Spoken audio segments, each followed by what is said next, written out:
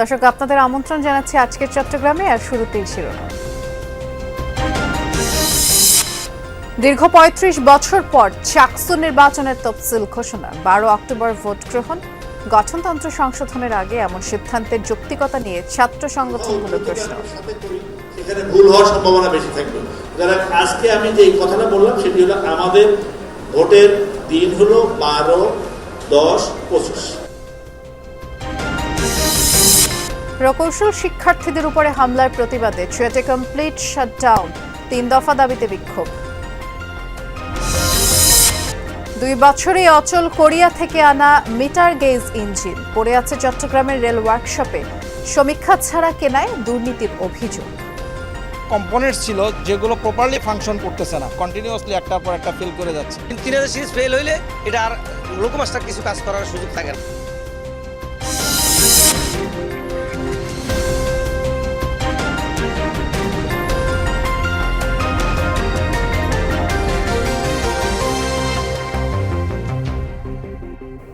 শিরোনামগুলো শুনছিলেন, নুসরাত বৃষ্টি আপনাদের সাথে আছি। দীর্ঘ ৩৫ বছর পর চট্টগ্রাম বিশ্ববিদ্যালয় কেন্দ্রীয় ছাত্র সংসদ চাকসু নির্বাচনের তফসিল ঘোষণা করেছে কর্তৃপক্ষ। আগামী ১২ অক্টোবর ভোট গ্রহণ হবে। বিশ্ববিদ্যালয়ের সমাজবিজ্ঞান অনুষদ অডিটোরিয়ামে বিকেল ৩টায় তফসিল ঘোষণা করা হয়।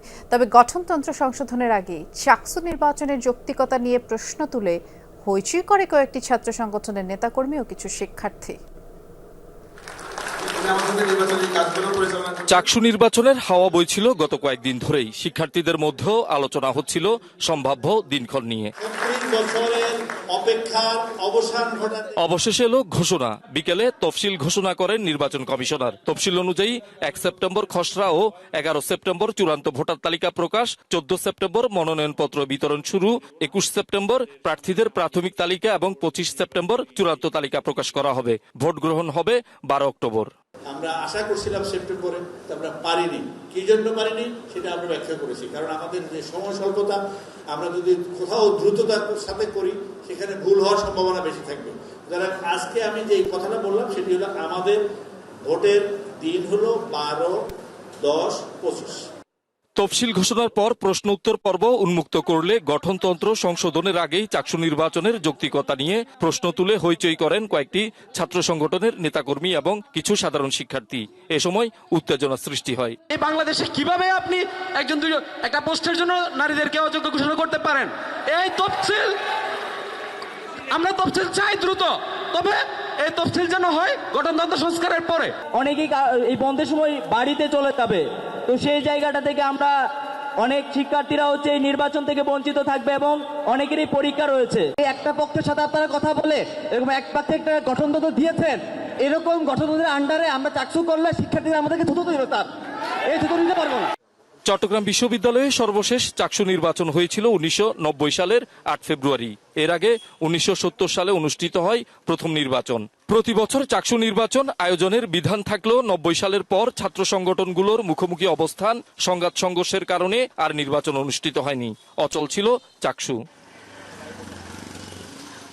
শহীদুল সুমন, যমুনা নিউজ, চট্টগ্রাম। ৩ দফা দাবিতে চট্টগ্রাম প্রকৌশল ও প্রযুক্তি বিশ্ববিদ্যালয় চুয়েটে কমপ্লিট শাটডাউন কর্মসূচি পালন করেছেন আন্দোলনরত শিক্ষার্থীরা। এর ফলে দিনভর কোনো বিভাগেই ক্লাস বা পরীক্ষা হয়নি। ক্যাম্পাসও অনেকটাই ফাঁকা। শ্রেণীকক্ষে শিক্ষার্থীরা ছিলেন না। তারা জানান, বৃহস্পতিবারে পরীক্ষা বর্জন করে শাটডাউন কর্মসূচি পালন করেছেন সবাই। দাবি পূরণ না হলে পরবর্তীতে আরও কঠোর কর্মসূচির হুঁশিয়ারিও দেন তারা। দাবিগুলো হলো নবম গ্রেড সহকারী প্রকৌশলী পদে পরীক্ষার মাধ্যমে নিয়োগ, ন্যূনতম যোগ্যতা বিএসসি ইঞ্জিনিয়ার করা, ১০ম গ্রেডে ডিপ্লোমাধারীদের পাশাপাশি উচ্চ ডিগ্রিধারীদেরও আবেদনের সুযোগ দেয়া, শুধু বিএসসি ইঞ্জিনিয়ারই যেন প্রকৌশলী লিখতে পারে সেই পদক্ষেপ নেওয়া। ক্লাস, ল্যাব, পরীক্ষা, সিটি পরীক্ষা, টার্ম ফাইনাল পরীক্ষা সহ যত ধরনের পরীক্ষা ছিল সবকিছু বর্জন ঘোষণা করেছি। সকল দাবি আদায় হওয়া ছাড়া আমরা মাঠ ছাড়ছি না ইনশাল্লাহ। আর তারই ধারাবাহিকতায়, তারই প্রেক্ষিতে আমরা আমাদের ক্যাম্পাসটাকে কমপ্লিট শাটডাউন অবস্থায় রাখতেছি।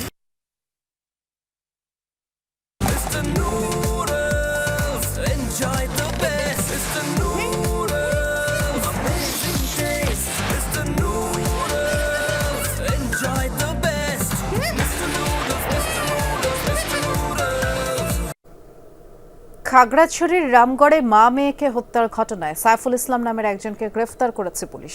সকালে প্রেস কনফারেন্সে এই তথ্য জানান পুলিশ সুপার আরিফিন জুয়েল। বলেছেন, ঘটনার দিন দাদির বাড়িতে গিয়ে টাকা চায় সাইফুল। এর সময় ফুফু রাহেনা আক্তার এবং দাদি আমেনা খাতুনের সাথে তর্ক হয়। পরে সেখানেই সাইফুল হত্যার পরিকল্পনা করে। সবাই ঘুমিয়ে পড়লে ধারালো অস্ত্র দিয়ে প্রথমে ফুফু, পরে পাশের ঘরে থাকা দাদিকে সে হত্যা করে। গ্রেফতারের পর সাইফুল এই হত্যার কথা স্বীকার করেছে বলে জানিয়েছে পুলিশ।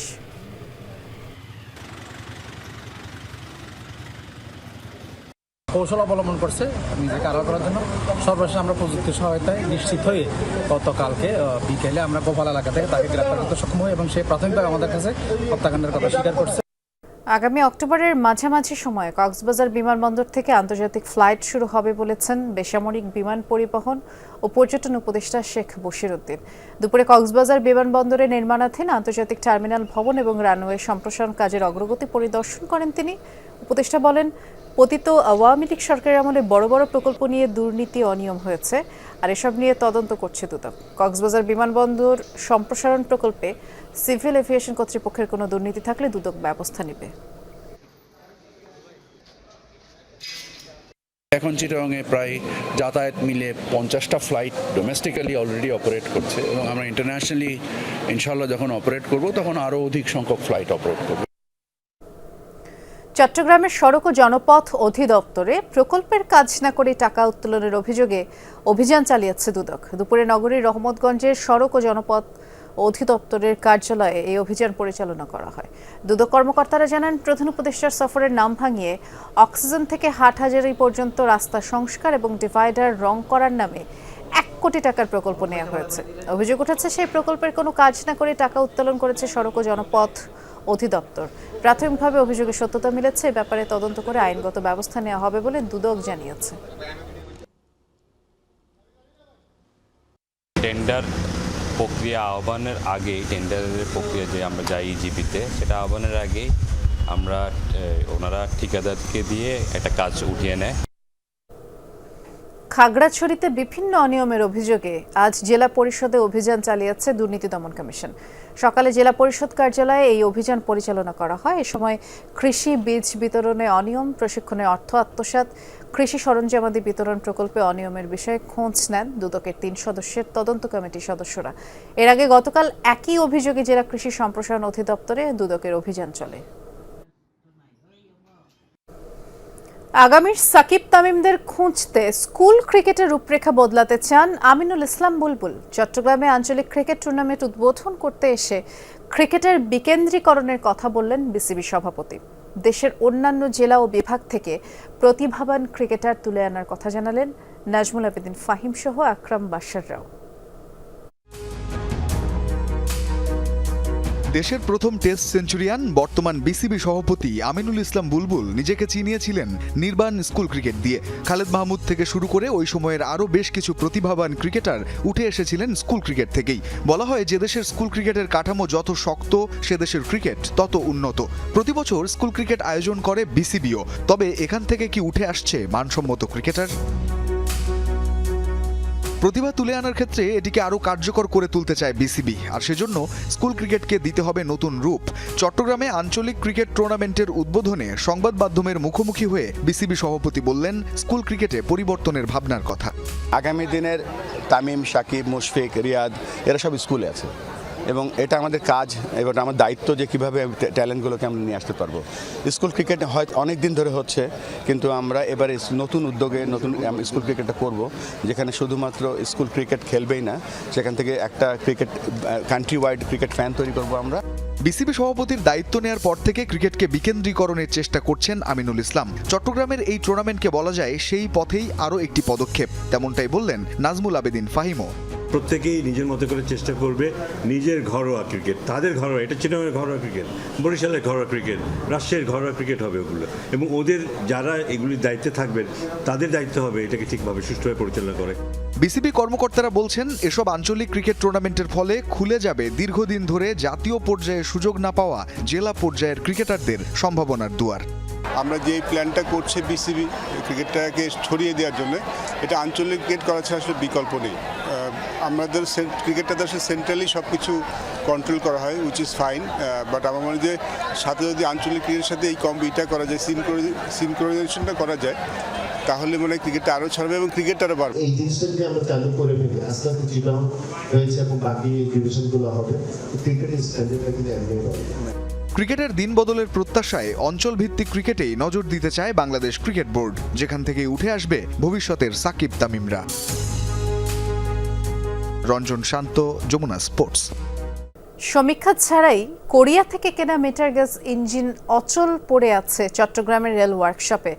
2 বছর না যেতেই এগুলো কার্যত বিকল, অথচ ইঞ্জিনের অভাবে ট্রেন চলাচলে ধুঁকছে পূর্বাঞ্চল রেলওয়ে। কারিগরি ত্রুটিযুক্ত 30টি মিটার গেজ ইঞ্জিন কেনায় দুর্নীতির অভিযোগ তুলেছেন অনেকেই। কোরিয়া থেকে 2 দফায় কেনা 30টি মিটার গেজ ইঞ্জিনের মধ্যে 16টি পড়ে আছে চট্টগ্রামের পাহাড়তলী সহ অন্যান্য ওয়ার্কশপে। দেশে আনার পর এসব ইঞ্জিনের ধরন, প্রযুক্তি ও কারিগরি দিকের ত্রুটি ধরা পড়ে, ফলে 2 বছর না যেতেই এগুলো কার্যত বিকল। এমন কিছু কম্পোনেন্টস ছিল যেগুলো প্রপারলি ফাংশন করতেছে না, কন্টিনিউয়াসলি একটার পর একটা ফেল করে যাচ্ছে। 3000 সিরিজ ফেল হইলে এটা আর লোকোমাস্টার কিছু কাজ করার সুযোগ থাকে না। এটা এসি ক্যাপ যুক্ত ইঞ্জিন ছিল, কিন্তু এসিটা নষ্ট হয়ে যাওয়ার পরে আমরা গরমে প্রচণ্ড কষ্ট পাইতেছি। নতুন প্রযুক্তির এসব ইঞ্জিন জটিল সফটওয়্যার আর কম্পিউটার ভিত্তিক হওয়ায় খাপ খাওয়াতে পারছেন না এ দেশের ট্রেন চালকরা। কোনো ট্রেনিংও দেয়া হয়নি তাদের। ইঞ্জিনিয়ার সাহেব আসছে বিদেশিরা, আর আমাদের এখানে যে ইঞ্জিনিয়ার সাহেবরা গেছেন ওনারা থাকে এটাকে দেখভাল করতো, এবং কোনো রক্ষণাবেক্ষণের লোকও জানে না, এবং কোনো পার্টসও আনে না। চুক্তি করে যারা এটা আনছে তারা এখন রেলে নাই, তারা এখন দিব্যি আরামে বিদেশে বসবাস করতেছে। অথচ ইঞ্জিনের অভাবে ট্রেন চলাচল বিঘ্নিত হওয়ায় বারবার হোঁচট খাচ্ছে পূর্বাঞ্চল রেলওয়ে। কয়েকটা তদন্ত কমিটি হয়েছে, কিন্তু তদন্ত কমিটি রিপোর্ট গেছে, কিন্তু কারোর বিরুদ্ধে কোনো শাস্তিমূলক ব্যবস্থা গ্রহণ করা হয় নাই। স্পেয়ার পার্টস আসার যে প্রক্রিয়াটা অত্যন্ত স্লো গতিতে চলছেন। চাহিদা অনুযায়ী লোকোমোটিভ সরবরাহে নির্দেশনা অমান্য করার অভিযোগ উঠেছে রেলের অতিরিক্ত মহাপরিচালক পদমর্যাদার এক কর্মকর্তার বিরুদ্ধে। তার সময়ে সবচেয়ে বেশি সংখ্যক ইঞ্জিন বিকল হয়েছে। লোকোমোটিভ কিছু আন্ডার রিপেয়ার হয়েছে, আবার মেরামত করছে, এবং এখন রেগুলারে 16টা 18টা আমাদের সার্ভিসে থাকতেছে। লোকোমোটিভগুলো যথাসময় মেরামত করতে পারতেছি না মানবতের সংকটের কারণে। ইউএসএ যে লোকোমোটিভগুলো বিদেশি তাদেরই কম্পোনেন্ট, দুই একটা হয়তো আইটেম কোরিয়া দিয়েছে, তার মানে এই না যে ওইটা নিম্নমানের। সমীক্ষা ছাড়া 3000 সিরিজের ইঞ্জিন কেনার পেছনে দুর্নীতির অভিযোগ তুলছেন অনেকে। মেইনটেনেন্সের নামে টাকাটা লোপাট হচ্ছে, মেইনটেনেন্স করা হয় না, ফলত ওই যে সার্ভিস দেওয়ার কথা সার্ভিস ওটা কাছাকাছি দিতে গিয়ে সেটা তো অকার্যকর, অচল হয়ে পড়েছে। পূর্বাঞ্চল রেলে যাত্রীবাহী ট্রেন চলাচলে প্রতিদিন প্রয়োজন 72টি ইঞ্জিন, কিন্তু মিলছে 53টি। মামুনুর রশিদ অভি, যমুনা নিউজ, চট্টগ্রাম। প্রাণ পটাটা চিপস নাকি বিস্কিট? এটা কি? এটা বাছাই করা আলু আর স্পাইসি সিজনিং এ প্রাণ পটাটা চিপস নাকি বিস্কিট খেয়ে বুঝে নাও। মাদক ব্যবসায়ীদের দৌরাত্ম্য এবং হয়রানি বন্ধের দাবিতে চট্টগ্রামে সংবাদ সম্মেলন করেছে ভুক্তভোগী এক পরিবার। চট্টগ্রাম একাডেমি মিলনায়তনে সংবাদ সম্মেলনে তারা অভিযোগ করেন, চাঁদগাঁও থানার চিহ্নিত এক মাদক ব্যবসায়ীর অত্যাচারে বুদ্ধি প্রতিবন্ধী রেজাউল করিম টিপুর পরিবার অতিষ্ঠ। নির্যাতন করে বসতবাড়ি থেকে তাড়িয়ে দেয়, পুরো পরিবার পালিয়ে বেড়াচ্ছে। চিহ্নিত এই চক্রকে দ্রুত গ্রেফতারের দাবি তারা জানিয়েছেন।